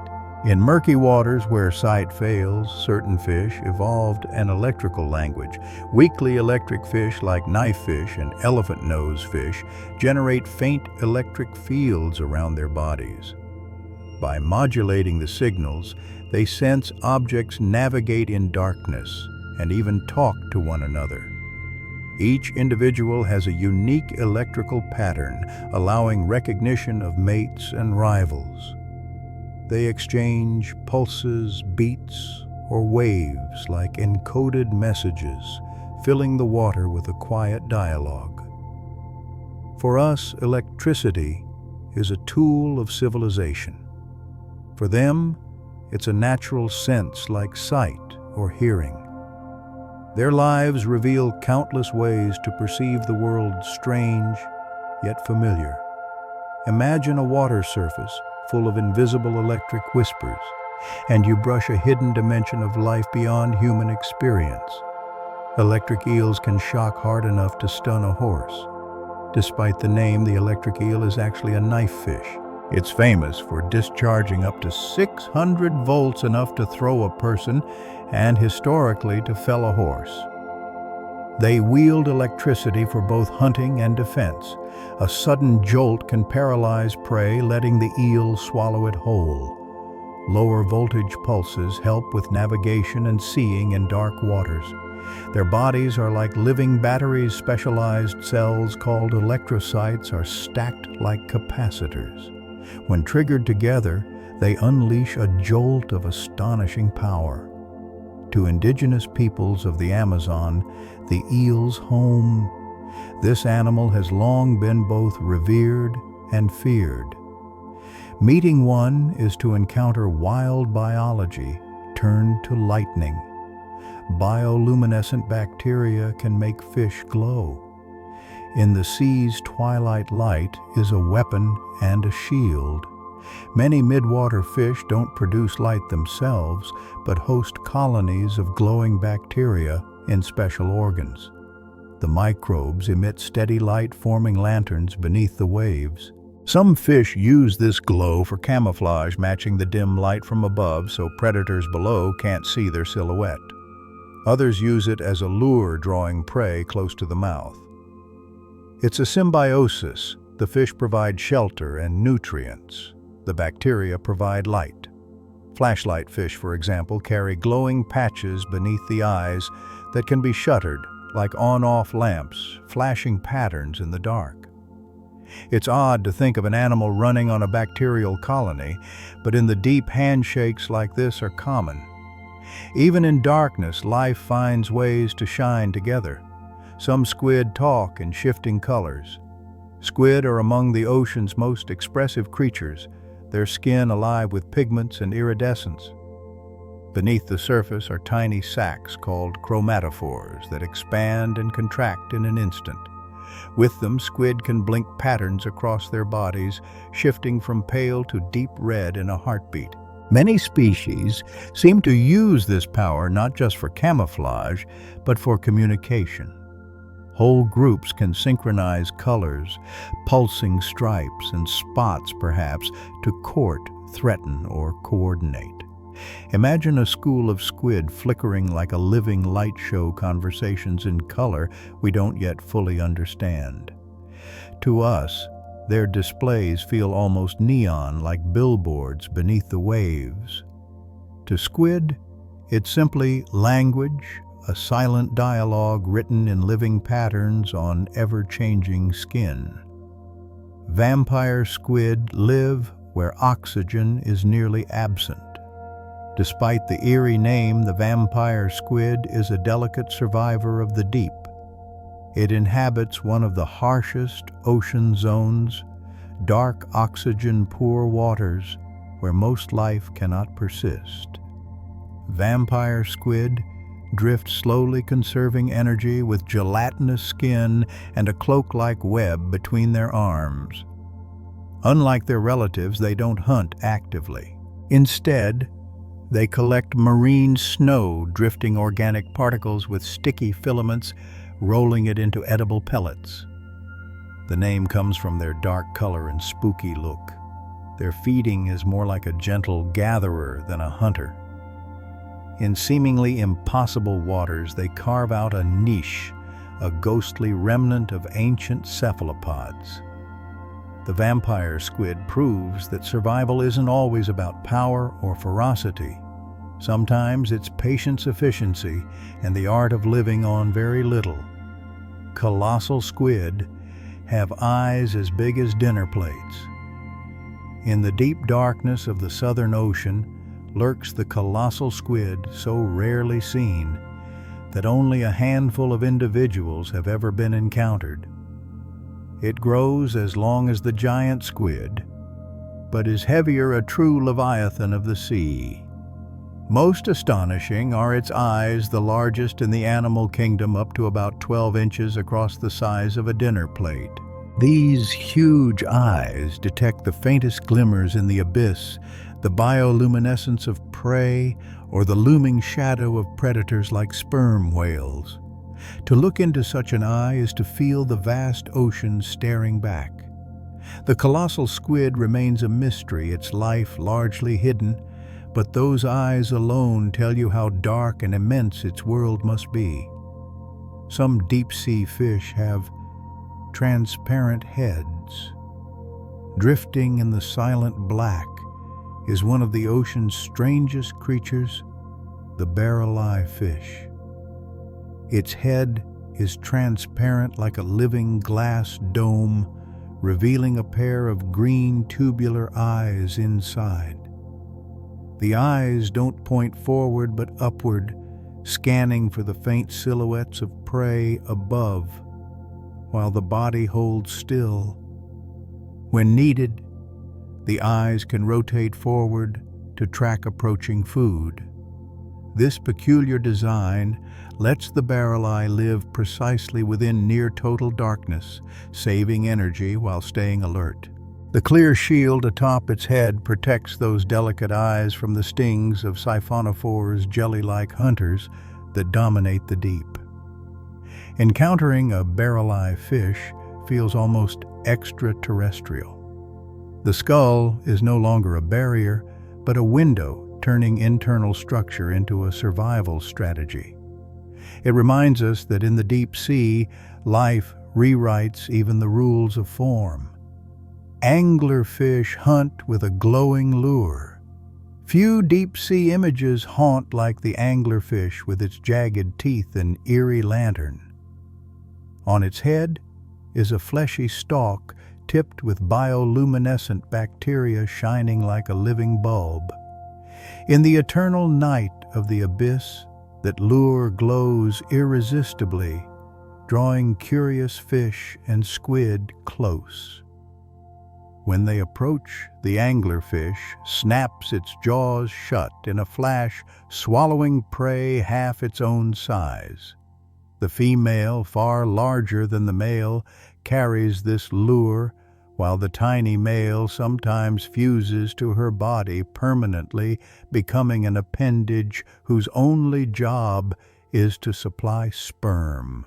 This odd lifestyle sounds fictional, yet it's the reality of deep-sea survival. In darkness, light is life, and the anglerfish has weaponized it, turning a beacon of hope into a trap. Some crabs decorate themselves with living sponges. Undersea camouflage takes many forms, but some crabs turn it into art. Decorator crabs pick up sponges, corals, and even live anemones, fastening them to hooked bristles on their shells. These ornaments blur their outline, breaking up their silhouette against the reef, and the choices are strategic. Anemones can sting predators, adding a defensive layer, while sponges may secrete toxins. In return, the crab gives the anemone mobility, carrying it to new hunting grounds. Watching a decorator crab move is like seeing a walking garden, a living fragment of reef. What looks improvisational is actually a survival strategy, a cunning collaboration between creature and environment. In the endless contest between hunter and hunted, some crabs don't hide. They turn themselves into living scenery. Hermit crabs form vacancy chains to swap shells. Hermit crabs don't make shells, they borrow empty snail shells. As they grow, they must upgrade their homes. In nature, this often sparks astonishing social behavior. When a new shell appears, many crabs gather and inspect it. If it's too big, they line up from smallest to largest, each waiting for the crab ahead to move into the new shell, so they can take the one just vacated. These vacancy chains can involve a dozen crabs moving house in perfect sequence. Cooperation ensures everyone benefits, turning competition into a communal event. Watching crabs trade shells like renters swapping apartments is both charming and profound, a glimpse of how even simple creatures can negotiate scarcity with patience and order. Some shrimp can see more colors than humans. Our eyes, remarkable as they are, have only 3 types of color receptors, letting us see the familiar rainbow. But mantis shrimp, small, dazzling reef predators, have up to 16 types. That means they perceive a world we can't imagine, detecting ultraviolet and polarized light invisible to us. For a mantis shrimp, a coral reef must explode with signals, patterns, and hues our eyes miss. These abilities aid hunting and communication. Their iridescent armor sends messages only their own kind can clearly read. Trying to picture the world through mantis shrimp eyes is impossible. It's a palette beyond our understanding. They remind us that our vision isn't the limit of reality, just one version among countless others. The ocean is full of colors we'll never truly see. Mantis shrimp throw punches as powerful as bullets. Beyond supercharged vision, mantis shrimp wield another feat, one of the fastest strikes in the animal kingdom. Their club-like appendages accelerate so quickly they create cavitation, tiny vapor bubbles that collapse with heat and light. The blow is strong enough to crack aquarium glass and smash crab or snail shells. To prey, it lands like a bullet. Astonishingly, mantis shrimp can repeat these strikes without self-injury thanks to spring-like structures and shock-absorbing tissues. Watching them hunt is physics laid bare, and animal harnessing mechanics with explosive precision. Small as they are, mantis shrimp embody ferocity and smarts, extraordinary vision paired with destructive power. They're the reef's miniature gladiators, hiding in plain sight. Some worms glow green under the sea. In the ocean's twilight, where daylight fades and darkness rises, slender polychaete worms emit an otherworldly green light. When disturbed, they sometimes release glowing particles into the water, tracing emerald fire as they retreat. Scientists think the light may confuse predators or attract mates. To us, it's simply mesmerizing threads of living light drifting in the sea. Unlike the anglerfish's fierce lantern or a squid's sudden flash, this worm's glow is as gentle as a breath in the dark. Even the smallest, most overlooked creatures turn survival into spectacle. In the endless black, they write their names in light, brief, yet unforgettable. Others build metal sulfide chimneys on the sea floor. On the ocean bottom, where Earth's crust splits hydrothermal vents, gush superheated mineral-rich water. Around them rise strange towers, chimneys built not by hands, but by chemistry. When hot vent water meets cold seawater, iron, copper, and other minerals precipitate, forming jagged structures meters tall. Some black smokers belch dark, mineral-thick plumes. These chimneys aren't inert stone, but foundations for entire ecosystems. Tube worms, shrimp, and crabs gather densely, living off bacteria that thrive in the chemical-rich environment. Standing nearby feels like viewing an alien city rising from darkness, streaked with hot glows.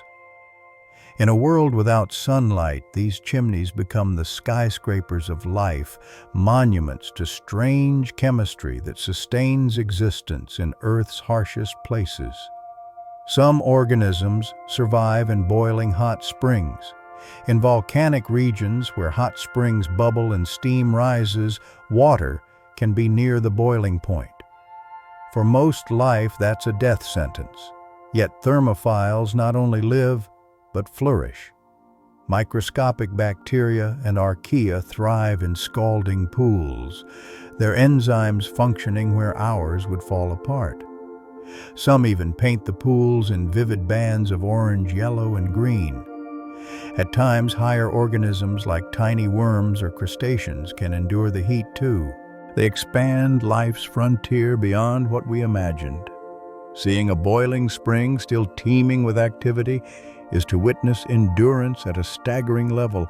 Where we saw prohibition, nature rewrote possibility. Others thrive in pure acid lakes. Some lakes are so acidic that they can corrode metal, seemingly absolutely hostile to life. Yet microbes persist there. In Ethiopia's Dalol or in abandoned mine runoffs, acid-loving microorganisms live at a pH near zero. Their proteins and membranes resist corrosion, allowing life processes to run in nightmarish chemistry. Some even paint the landscape with brilliant reds, oranges, and yellows. These organisms stretch our sense of limits, hinting at possibilities beyond Earth. If life can endure acid lakes here, perhaps it can withstand the harsh chemistries of other worlds. In quiet persistence, they whisper that life is stubborn, creative, and refuses to yield to what we call impossible. Bacteria live miles beneath Earth's surface. Beneath our feet lies a hidden biosphere that extends miles into bedrock. In tiny water-filled pores and cracks, microbes endure crushing pressure sealed off from the surface world for millions of years. Some live on hydrogen from slow reactions between water and rock. Others consume traces of methane or sulfur compounds. They exist at depths and on time scales where life cycles may be measured in centuries. Drill cores and deep mines have revealed rich microbial communities where sunlight has never reached. This deep biosphere may hold more biomass than the ocean's combined and invisible kingdom beating quietly below. It changes how we view Earth, a planet alive, not just at the surface, but through its depths, humming with unseen persistence. Some organisms live solely on sulfur and heat. Near hydrothermal vents where scalding water pours from the seafloor, strange creatures live without sunlight or oxygen. Giant tube worms, clams, and crabs rely on a world powered by chemosynthesis, turning chemicals into energy. Inside the worms reside symbiotic bacteria that use hydrogen sulfide, toxic to most life, as fuel. The bacteria provide nutrients, essentially feeding the host from within. With blazing red gill plumes and meter-long bodies, the worms look like alien beings rooted in darkness. To us, this world seems unlivable, hot, toxic, pitch black. Yet here, life flourishes, proving Earth doesn't depend solely on the sun.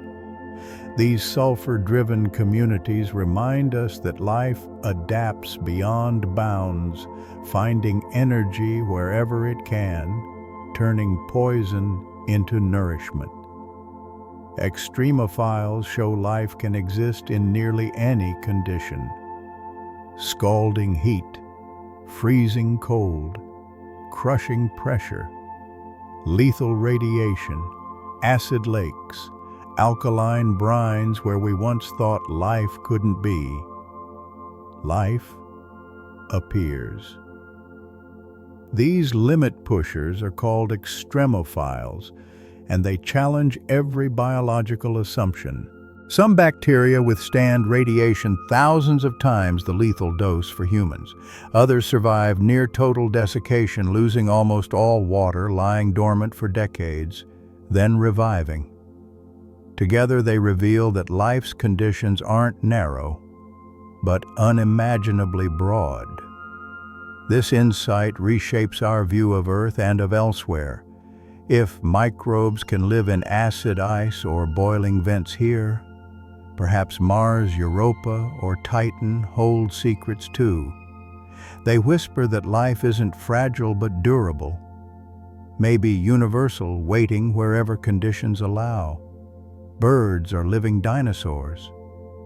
When you see a robin perched on a fence or a hawk circling high, you're looking at the living legacy of dinosaurs.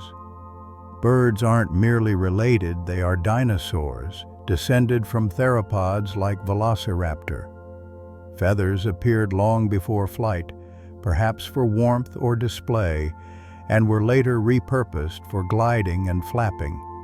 Even today, avian skeletons echo reptilian ancestors, hollow bones, clawed feet. Realizing birds are dinosaurs refreshes our view of the past. The mighty lineage that once ruled Earth never truly ended, it took to the air. Every song, every wing beat, every flock at dawn continues a story, 200 million years long. Dinosaurs still walk the meadows, they perch on branches and sing at sunrise. Crocodiles have changed little in 200 million years. If birds are dinosaurs, evolved crocodiles are the steadfast ones. Modern crocs resemble their distant ancestors to a startling degree, shifting very little over more than 200 million years. Their bodies were tuned right, armored hide, powerful jaws, stealth ambush so well adapted that evolution had little reason to tinker. They witnessed the rise and fall of dinosaurs, the drifting of continents, the ascent of mammals, and remained. They survived through patience and efficiency, slowing metabolism, enduring long fasts, thriving from rivers to swamps to shores. Seeing one bask by a river is seeing prehistory alive in the present. They're living fossils reminding us that sometimes the ultimate strategy isn't constant change but timeless perfection. Some fish have both lungs and gills. Most fish breathe with gills extracting oxygen from water. But a few bridge two worlds carrying both gills and lungs. Lungfish, for example, surface to gulp air, using primitive lungs to survive when ponds dry up. In Africa and South America, they burrow into mud during droughts, encasing themselves in breathing air until rains return. This dual breathing is an evolutionary relic, hinting at the transition from water to land hundreds of millions of years ago. Such creatures remind us that the boundary between aquatic and terrestrial life isn't absolute but a gradient of adaptation. To see a fish surface to breathe is to hear echoes of our own beginnings. From fish like these arose amphibians, reptiles, and eventually mammals. Their lungs aren't just survival tools, they are windows into our deep past. Waterfowl evolved from land-walking mammals. It may be hard to imagine, but the largest animals in the ocean once walked on land. Around 50 million years ago, a wolf-like creature called Pachycetus prowled ancient shorelines.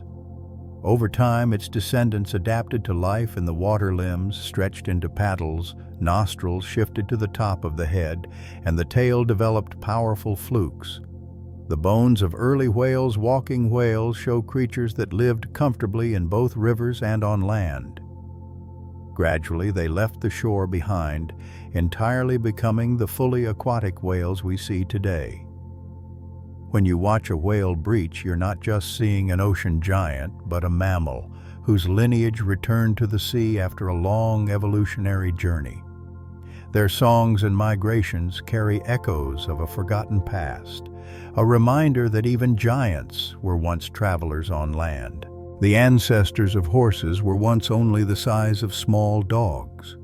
Modern horses are powerful animals that can gallop at high speeds, yet their ancestors looked very different. 55 million years ago, a small creature called Eohippus, or dawn horse, roamed ancient forests. Only about the size of a fox terrier, it had multiple toes instead of a hoof, and browsed leaves rather than grazing open plains. As the climate shifted and forests gave way to open grasslands, horses grew larger. Their toes fused into hooves for speed, and their diet shifted to tough grasses.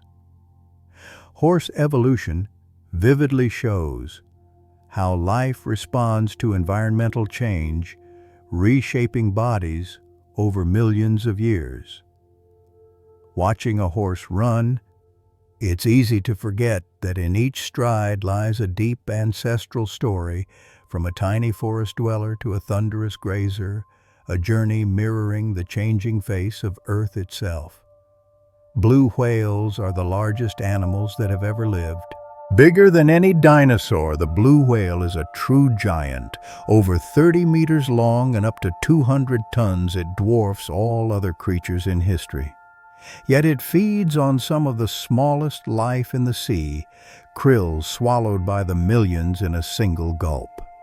With a heart the size of a small car and a tongue heavier than an elephant, the blue whale is both overwhelming and gentle, gliding gracefully through the water. Its low-frequency calls carry for hundreds of kilometers, sending songs across the oceans. To live alongside blue whales is to know that Earth still cradles wonders beyond imagination, living monuments to the power and scale of life, a whispered reminder of how vast biology can be. Some insects have hardly changed at all for hundreds of millions of years. Insects are master survivors, and some lineages have remained nearly unchanged since the age of dinosaurs. Creatures like silverfish, dragonflies, and cockroaches appear in fossils strikingly similar to their modern descendants. Dragonflies once had wingspans over 2 feet, gliding above primeval forests more than 300 million years ago.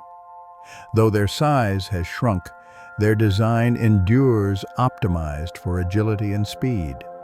Cockroaches, often maligned, are evolutionary marvels weathering many mass extinctions with minimal change. To see these insects today is to see living fossils bodies that pass the ultimate test time. Their persistence shows that evolution isn't always about change. Sometimes the greatest success is stability. A design so effective it needs no reinvention for hundreds of millions of years. Life has recovered after 5 mass extinctions. Earth's history is punctuated by catastrophe. At least 5 times mass extinctions wiped out much of life, from the Permian extinction that erased more than 90% of species to the asteroid strike that ended the dinosaurs' reign. Each event reshaped the planet, emptying ecosystems and making room for new forms to rise. After devastation, life rebounded, diversifying into strange and wondrous beings. Without these extinctions, mammals might never have flourished and humans might never have appeared. Life's resilience is staggering even when almost everything is lost. Evolution continues, rebuilding and renewing. Mass extinctions remind us of existence's fragility, but also of a fierce will to live. The living world is not a flimsy flame, but a wildfire, sometimes dimming, always rekindling, blazing into new ages. Some seeds in Antarctica still hold DNA from ancient forests. Antarctica today is a desert of ice, but millions of years ago it was lush with forests of beach ferns and conifers. Traces of that past remain preserved in the cold, ancient plant material, seeds and spores still holding fragments of DNA. These remnants reveal what once thrived on land, now buried beneath ice, showing how drastically the climate has changed over time, turning green forests into glaciers. Holding such a seed is holding a piece of a lost world, a genetic memory of faraway landscapes. Though these seeds no longer sprout, their DNA is a record of Earth's living history written in molecules. They remind us that even in the harshest, emptiest places, life's traces endure, whispers from an era when the coldest continent blossomed green. The human body contains genes from ancient viruses. Hidden in the vast expanse of our DNA are fragments of ancient viruses, relics from infections that struck our ancestors millions of years ago. These viral genes, called endogenous retroviruses, make up nearly 8% of the human genome. Most are inactive and no longer cause disease, but some have been repurposed by evolution. For example, a viral gene helps form the placenta, making mammalian pregnancy possible. In this way, ancient viruses are not just hitchhikers in our DNA, they are part of what makes us human. Every cell carries echoes of long-ago viral invasions, reminding us that our genome is not pure, but a patchwork quilt of survival's history. Life seems to turn even invasions into opportunity, weaving adversity into the very fabric of existence. Every breath you take contains atoms from countless organisms. With each inhale, You draw in more than oxygen. The air is full of atoms that have cycled through innumerable living things before you. The carbon you exhale may once have been part of a leaf, a bird, or a dinosaur. The oxygen you breathe may have passed through a mammoth's lungs or swirled in a whale's blood. Because atoms are endlessly recycled, every breath connects you to all of life's history. With each inhale, you join an unbroken chain stretching back billions of years. Breathing becomes more than survival. It is a communion with forests, oceans, and creatures long gone. Breathing is sharing Earth's story, carrying within you pieces of all that ever lived. All life on Earth uses the same genetic code. From bacteria hiding at hydrothermal vents to oaks reaching for sunlight, from hummingbirds to humans, all are written in the same chemical alphabet. DNA, only 4 nucleotides, is the foundation of every organism on Earth. The universality of this code is astonishing. The instructions to build a mushroom are written in the same language as those to build a whale. That shared inheritance suggests that all life has a common ancestor, a solitary spark billions of years ago that blossomed into countless forms. That we share genetic kinship with insects, fish, and trees dissolves the illusion of separateness. It reveals a profound truth. Earth's living world is a family branching without end, yet rooted in the same origin. In every genome, from simple microbes to humans, runs the same signature, a universal poem of existence. You are made of atoms forged in ancient stars. Long before Earth existed, stars lived and died in brilliant explosions called supernovae. In their fiery cores, elements heavier than hydrogen and helium were forged: carbon, oxygen, iron, calcium. When those stars exploded, they scattered these building blocks across the galaxy. Eventually, they gathered into planets, oceans, and living things. The calcium in your bones, the iron in your blood, the oxygen you breathe, all were born in stars that died billions of years ago. Realizing this makes you feel both small and boundless. You are not separate from the universe you are part of, it carrying stardust in every cell. The universe dreamed itself into atoms, and those atoms became you. When you look up at the night sky, remember you're not just seeing stars, you're seeing your oldest relatives. And now, dear listener, our journey through the wonders of life on Earth comes to a gentle close. Together we've drifted through forests and seas, deserts and mountains, through distant pasts and hidden presents. We've walked with ancient creatures, with glowing worms, and with whales singing across the ocean. We've followed life's story as it reaches outward, adapts, endures, and reshapes itself again and again. If your eyelids feel heavy now, you can let them fall. Let your breath settle into the rhythm of waves on shore, wing beats, the tides of life itself. Every breath ties you to all that ever lived, a single strand in Earth's endless, seamless story. If you loved this journey, please subscribe to the Easy Sleep Science channel or leave a comment when you wake. That helps Easy Sleep Science channel keep growing and helps us share these quiet stories of wonder with the world. But for now, you don't need to do anything. You are part of this planet, part of its ancient rhythm, part of the mystery unfolding. Let that thought lull you, like the sea cradling its creatures, like the earth holding every living thing. Sleep well, dream softly, and remember you carry the story of stars and oceans within you. Good night.